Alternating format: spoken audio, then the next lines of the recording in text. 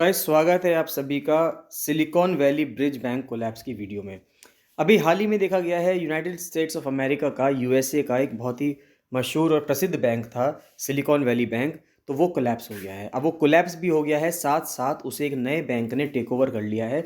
तो ये पूरी स्थिति क्या रही कि किस तरह से सिलिकॉन वैली बैंक कोलैप्स हुआ, क्यों कोलैप्स हुआ और किस तरह से दूसरे बैंक ने इसको टेक ओवर कर लिया, वो सब चीज़ें अब हम इस वीडियो में देखने जा रहे हैं।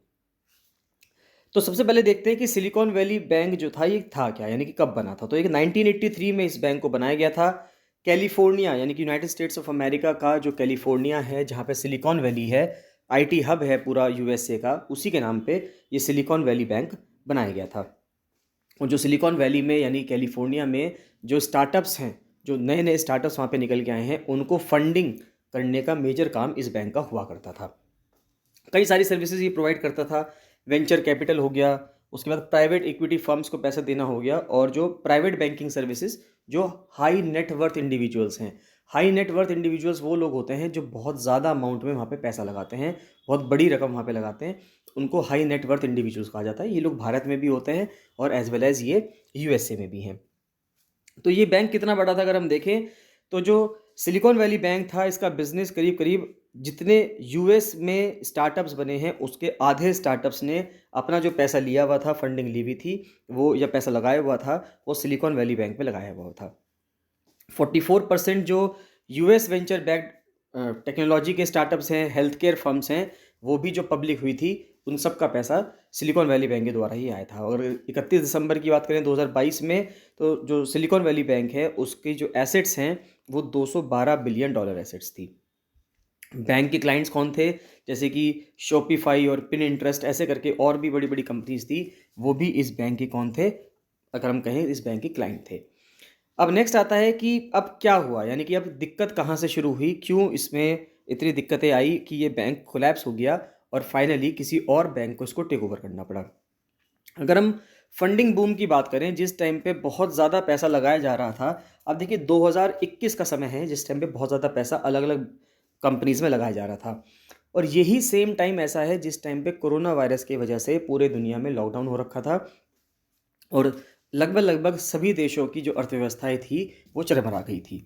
तो जब फंडिंग बूम हुआ 2021 का, तो जो सिलिकॉन वैली बैंक था उसने लार्ज डिपॉजिट्स अमास कर लिए, यानी कि उसने इकट्ठे कर लिए $189 बिलियन के 2021 में, और बाद में ये बढ़कर $198 बिलियन हो गए। बाद में उसने इस पैसे को इन्वेस्ट कर दिया बॉन्ड्स के अंदर। अब प्रॉब्लम यहीं से शुरू होती है। उसने सिलिकॉन वैली बैंक ने जो फेडरल रिजर्व के जो बॉन्ड्स थे, यानी कि यूनाइटेड स्टेट्स ऑफ अमेरिका का जो सेंट्रल गवर्नमेंट का जो उनका बैंक था, उसमें जब बॉन्ड लेने शुरू कर दिए, जो कि लो इंटरेस्ट रेट सिनेरियो पे दिए गए, क्योंकि उस टाइम पे जो इंटरेस्ट रेट चल रहा था यूनाइटेड स्टेट्स ऑफ अमेरिका में वो काफ़ी कम चल रहा था। तो एसवीबी की जो बैलेंस शीट थी 2022 के एंड में, वो ये दिखाती है कि उसके पास $91.3 बिलियन की सिक्योरिटीज़ थी। फिर 2022 में क्या होता है कि 2022 में यूएस फेडरल रिजर्व, जैसे कि भारत में आरबीआई है, भारत का सेंट्रल बैंक है, इस प्रकार से यूएसए का जो फेडरल रिजर्व है वो वहाँ का सेंट्रल बैंक है। तो फेडरल रिजर्व ने इंटरेस्ट रेट को बढ़ाना शुरू कर दिया। इंटरेस्ट रेट को बढ़ाने से क्या हुआ कि जो बॉन्ड की वैल्यू थी उनके दाम और घटने लगे। अब यहाँ पर क्या हुआ कि एसवीबी ने, यानी कि सिलिकॉन वैली बैंक ने, तो बहुत ज़्यादा पैसा लगाया हुआ था बॉन्ड में, और अब उन बॉन्ड की अगर वैल्यू घटेगी तो अल्टीमेटली जो सिलिकॉन वैली बैंक है उसको नुकसान होगा। फिर इंटरेस्ट रेट्स बढ़ने लगे, तो उसकी वजह से जो वेंचर कैपिटल फर्म्स थी उन्होंने cutting fewer and smaller cheques, तो उन्होंने कम पैसा देना शुरू कर दिया स्टार्टअप्स को, जिससे कि एक फंडिंग विंटर आ गया। फंडिंग विंटर का मतलब ये हुआ कि वहाँ पर एक ठंडा हो गया, यानी कि जो पैसा देना था कंपनीज को वो देना कम हो गया या बंद हो गया। तो जैसे जैसे फंडिंग कम होती चली गई, तो जो डिपॉजिट्स कर रखे थे स्टार्टअप्स ने, इंस्टीट्यूशंस ने एसवीबी में, वो डिक्लाइन होने लगे, कम होने लगे, और सभी लोग अब चाहने लगे कि वो अपना पैसा वापस निकाल दें। उसके बाद फिर एसवीबी ने क्या करा, उस चीज़ को बैकअप करने के लिए उसने अपने $21 बिलियन की जो बॉन्ड के एसेट्स थे उसको बेचे। और सबसे बड़ी बात क्या है, क्योंकि interest rates US federal reserve ने बढ़ा दिए थे, उस वजह से बॉन्ड की वैल्यू कम हो गई, तो उसको $1.8 बिलियन लॉस पे उनको बेचना पड़ा। और बाद में उसने फिर $2.25 बिलियन शेयर बेचकर अपने पैसे को रेस किया। तो इससे इम्पैक्ट क्या होता है, अगर हम देखें कि इससे क्या इम्पैक्ट हुआ है, तो एक तो इससे इंसॉल्वेंसी का मतलब होता है कि जब आदमी दिवालिया हो जाता है, इंसॉल्वेंट हो जाता है, कि वो अपने कर्ज नहीं चुका पाएगा। तो इंसॉल्वेंसी के ऊपर एक खतरा मंडराने लगा कई सारी इन्वेस्टर्स के ऊपर, जैसे कि कॉटयू मैनेजमेंट है, वाई कॉम्बिनेटर है, पीटर थील्स है, फाउंडर फंड, यानी कई सारी ऑर्गेनाइजेशंस हैं जिन्होंने अपना पैसा एसवीबी में लगा रखा था और एसवीबी से अब वो पैसा निकालना चाह रहे थे। तो एसवीबी ने अर्ज किया कस्टमर से कि भाई आप बैंक रन ना करें। बैंक रन का मतलब ये होता है कि सभी लोग एक साथ बैंक में पहुंच गए कि हमें पैसा हमारा वापस दे दीजिए। मान लेते हैं कि बैंक इतना पैसा रोजाना नहीं रखता है अपने यहाँ, क्योंकि बैंक कुछ डिपॉजिटर्स से पैसा लेता है और कुछ लोगों को पैसा क्रेडिट पे यानी कि उधार पे देता है। अब फ़र्ज़ कीजिए कि मान लेते हैं जितने बैंक के अंदर लोगों ने अकाउंट खुलवा रखे हैं, सभी लोग अगर अपना पैसा लेने पहुंच जाएं एक ही दिन बैंक में, तो बैंक उनको पैसा सारा दे ही नहीं पाएगा। इस स्थिति को क्या बोलेंगे? बैंक रन, यानी कि बैंक में पैसा ही नहीं बचा कि वो अपने कस्टमर्स को, जिन्होंने उसके यहाँ अकाउंट खोल रखा था, सबको वो पैसा वापस देते। तो बात ये आती है कि इसकी अगर हम एक टाइमलाइन देखें कि किस तरह से सिलिकॉन वैली बैंक की जो कोलैप्स हुआ वो किस तरह से हुआ, हम सीधा 2023 में आते हैं और 2023 के 27 फरवरी को देखते हैं। 27 से लेके 10-12 मार्च तक, यानी कि 10-12 दिनों के अंदर हम पाएंगे कि जो सिलिकॉन वैली बैंक था ये लगभग पूरा कोलैप्स हो गया। तो 27 फरवरी को जो ग्रेग बेकर थे एसवीबी के सीईओ, उन्होंने $4 मिलियन शेयर्स के बेचे। फिर 1 मार्च को क्या होता है कि एसवीबी ने ये पाया कि मूडीज़ की जो रैंकिंग थी, बैंक की जो रैंकिंग है, क्रेडिट रैंकिंग जो है, उसको कम कर दिया गया है मूडीज़ के द्वारा। मूडी का मूड ख़राब हो गया है तो उस वजह से उन्होंने उसकी रैंक जो है कम कर दी है। फिर 8 मार्च को ये स्थिति होती है कि मूडी ने डाउनग्रेड कर दिया क्रेडिट रेटिंग को एसवीबी की विद अ नेगेटिव आउटलुक। अब देखिए, मूडीज़ हुआ, क्रिसिल हुआ, इन सब की रेटिंग्स बहुत ज़्यादा इंपॉर्टेंट करती है किसी भी ऑर्गेनाइजेशन के लिए, किसी भी फर्म के लिए, किसी भी देश के लिए। ये रैंकिंग्स ही बताती हैं कि वो जो कंपनी है या वो जो बैंक है या वो जो भी इंस्टीट्यूशन है वो कितना ट्रस्टवर्दी है, और वहाँ पे पैसा लगाना या वहाँ से पैसा निकालना इस चीज़ पे डिपेंड करता है कि उसकी रैंकिंग क्या है। अगर रैंकिंग पॉजिटिव रहेगी तो यानी कि वो बैंक या वो इंस्टीट्यूशन बहुत अच्छा चलता रहेगा। अगर उसकी रैंकिंग नेगेटिव चली जाएगी तो वहीं पर हमें ये पाएंगे कि वहाँ पर उसकी स्थिति कुछ खराब है। तो 8 मार्च को जब नेगेटिव आउटलुक हुआ, यानी कि नेगेटिव रैंकिंग दी गई मूडीज़ के द्वारा, तो 9 मार्च को मीडिया कवरेज होने लगी और एसवीबी के जो चैलेंजेस हैं वो स्प्रेड होने लगे, यानी कि एसवीबी की जो दिक्कतें थी वो बढ़ने लगी, क्योंकि मीडिया में सब जगह ये आने लगा कि सिलिकॉन वैली बैंक अब डूब सकता है। फिर 10 मार्च को फाइनली वो दिन आ ही गया जब रेगुलेटर्स को जो बैंक था अपने केयर के अंदर लेना पड़ा। रेगुलेटर्स का मतलब होता है कि जो वहाँ का फेडरल रिजर्व था। फिर 11 मार्च को यूनाइटेड किंगडम में जो सिलिकॉन वैली बैंक की जो आर्म थी उसको बंद कर दिया गया। फिर 11 मार्च को ही इन्वेस्टर्स ने कॉल किया फिर फेडरल गवर्नमेंट को, जिससे कि कुछ और तरीका निकाला जा सके कि एसवीबी को टेक ओवर किया जाए। फिर जो स्टेबल कॉइन था, जैसे कि बिट कॉइन्स होते हैं, इस तरह से एक स्टेबल कॉइन होता है। स्टेबल कॉइन की करेंसी की जो वैल्यू होती है वो लगभग अगर वहाँ पे करेंसी यूएस डॉलर है तो यूएस डॉलर के साथ ही मैच करती रहेगी।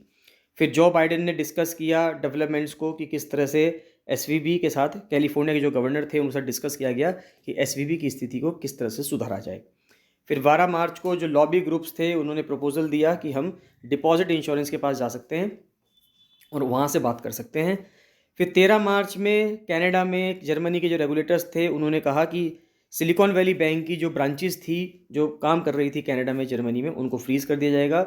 यूरोपियन बैंक के जो स्टॉक्स थे वो भी गिर गए इस चक्कर में, क्योंकि वहाँ पे जो HSBC थे उसने रेस्क्यू किया एसवीबी के यूके ब्रांच को। अब देखिए यहाँ पे प्रॉब्लम क्या आई, आप देख सकते हैं कि क्योंकि ये बैंक इंटरनेशनल बैंक था, सभी देशों में इसकी, यूरोप और नॉर्थ अमेरिका के ज़्यादातर देशों में इसकी ब्रांचेस थी, तो यूरोपियन बैंक के स्टॉक्स भी इस वजह से गिर गए क्योंकि यहाँ पे ये दिक्कतें आ रही थी। तो फिर वहाँ पे HSBC अगर हम देखें तो जो हांगकांग शंघाई बैंकिंग कॉरपोरेशन एक बैंक है, उसने फिर बचाया यूके की ब्रांच को, जो एसवीबी की यानी कि सिलिकॉन वैली बैंक की जो यूके की ब्रांच है उसको बचाया गया। फिर 14 मार्च में अगर हम देखें तो एशियन मार्केट्स में इसकी दिक्कतें का सामना करना ही पड़ा, और हमें भी पता ही चल रहा है कि यूरोपियन यूनियन का जो क्रेडिट स्विस बैंक है स्विट्ज़रलैंड का, उसको भी बहुत ज़्यादा दिक्कतों का सामना करना पड़ रहा है। तो एशियन मार्केट स्टम्बल हुआ क्योंकि इसका जो डर था वो बैंकिंग सेक्टर पे पूरा वर्ल्ड वाइड पड़ा। शेयर होल्डर्स ने एसवीबी की जो फाइनेंशियल ग्रुप्स थी उनको सू कर दिया, यानी कि वहाँ से पैसे निकालने शुरू कर दिए, और जो टॉप 2 एग्जीक्यूटिव्स थे ओवर द कोलैप्स। इसके बाद अब बात ये आती है कि एसवीबी की इन दिक्कतों की वजह से आगे और क्या दिक्कतें आ सकती हैं। ये दिक्कत तो आ गई हमारे सामने कि हम ये देख चुके हैं कि एसवीबी तो कोलैप्स कर गया है, लेकिन इसके वजह से और क्या दिक्कतें आ सकती हैं अगर हम देखें तो बैंक्स जो हैं अब वो सभी इस चीज़ की कंटेजियन फियर्स में है कि अगर इसको बीमारी लगी है, यानी कि अगर एसवीबी डूबा है तो हो सकता है इसके साथ साथ दूसरे और बैंक्स डूबे। और साथ में हम देख सकते हैं जैसी पहले न्यूज़ एसवीबी की आई, सिलिकॉन वैली बैंक की आई, और उसके बाद जो न्यूज़ आती है वो किसकी आती है, वो क्रेडिट स्विस बैंक की आती है यूरोप की। उसके बाद हायर इंटरेस्ट रेट्स की वजह से दिक्कतें आनी शुरू हुई गई हैं। टेक फर्म्स हैं तो वो जॉब्स उन्होंने काटनी शुरू कर दी। हम देख पा रहे हैं कि अलग अलग जो कंपनीज़ हैं, चाहे गूगल हो, चाहे माइक्रोसॉफ्ट हो, चाहे बड़ी से बड़ी कंपनी हो, सब जगह पे ले ऑफ चल रहा है। सभी लोग अपने यहाँ से वर्कर्स को निकाल रहे हैं। फिर जो रियल एस्टेट का मार्केट है वो भी रिड्यूस होना शुरू हो गया है। फंड मैनेजर्स में को दिक्कत आने लगी है, और जो क्रिप्टो करेंसी का जो मार्केट था वो भी डाउन हो गया है। और अगर हम देखें तो जो ब्रूकफील्ड है और ब्लैकस्टोन है, उन्होंने भी डिफ़ॉल्ट कर दिया है कुछ डेट टाइड रियल एस्टेट पे। तो इसके बाद अब क्या होगा? अब इसके बाद क्या हुआ कि एक नया बैंक आता है, फर्स्ट सिटीजन्स बैंक। तो अब ये जो फर्स्ट सिटीजन्स बैंक है, ये नया बैंक का मतलब यहाँ पे है कि है तो ये पुराना बैंक। अब ये जो फर्स्ट सिटीजन्स बैंक है ये टेक ओवर करता है एसपीवी को, जिससे कि क्या हुआ कि जितने भी शेयर होल्डर्स थे, जितने भी फंड था, जितना भी पैसा था, वो सब चीज़ें फर्स्ट सिटीजन बैंक ने टेक ओवर कर ली है। काफ़ी बड़ा बैंक है, काफ़ी पुराना बैंक है यूनाइटेड स्टेट्स ऑफ अमेरिका का, जिसके वजह से लोगों के अंदर एक कॉन्फिडेंस बना रहे बैंकिंग सेक्टर पे और उनका विश्वास ना उठे। तो जो फर्स्ट सिटीजन्स बैंक है और जो उसकी ट्रस्ट कंपनी थी, उसने एग्री किया फेडरल डिपॉजिट इंश्योरेंस कॉरपोरेशन के साथ कि वो सारी चीज़ें खरीद लेगा एफडीआईसी से, जितने भी लोन्स हैं जो एसवीबी ने दे रखे हैं, दूसरी एसेट्स हैं और कस्टमर डिपॉजिट्स हैं, और जो लाइबिलिटीज़ हैं सिलिकॉन वैली ब्रिज बैंक की, उन सबको खरीद लिया जाएगा किसके द्वारा? फर्स्ट सिटीजन्स बैंक के द्वारा। तो यही कुछ स्थिति बनी कि किस तरह से सिलिकॉन वैली बैंक डूबा। और बेसिक अगर रीज़न पूछा जाए सिलिकॉन वैली बैंक क्यों डूबा, क्योंकि उसने बहुत पैसा फंडिंग में दे रखा था, बॉन्ड्स में लगा रखा था, और जब फेडरल रिजर्व ने इंटरेस्ट रेट्स बढ़ानी शुरू करे तो उसका पैसा वो क्या हो गया, वो डूब गया। तो कुछ यही स्थिति थी। मैं उम्मीद करता हूँ कि आप लोगों को इसमें कुछ समझ में आया होगा। आपको वीडियो कैसी लगी है तो उसको लाइक जरूर कीजिएगा, शेयर जरूर कीजिएगा। चलिए बाकी मिलते हैं नेक्स्ट वीडियो में। तो thank you and bye bye.